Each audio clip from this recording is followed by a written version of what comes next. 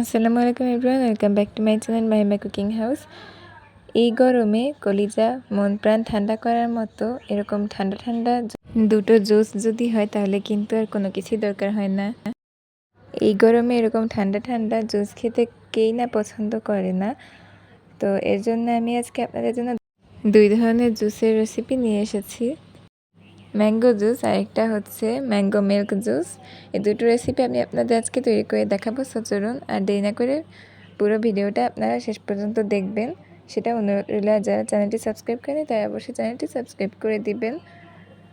So আমি এখানে 1 বাটি পরিমাণ আম কেটে নিয়েছি কিউব করে।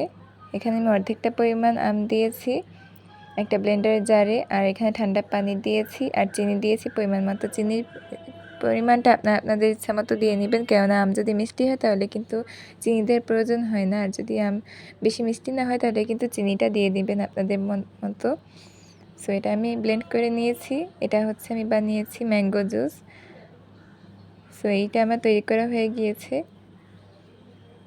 এখন আমি এখানে ম্যাঙ্গো মিল্ক জুস তৈরি করব। এর জন্য আমি এখানে ম্যাঙ্গোটা দিয়ে দিয়েছি, আর আমি এখানে দুধটা জাল করে ফ্রিজে ঠান্ডা করে নিয়েছি, সেটা দিয়ে দিলাম। আর এখানে চিনি দিয়ে দিয়েছি। এখন এটাকে ভালো করে ব্লেন্ড করে নিব, তারপর ঢেলে নিলেই তৈরি হয়ে যাবে আমার ম্যাঙ্গো মিল্ক জুস।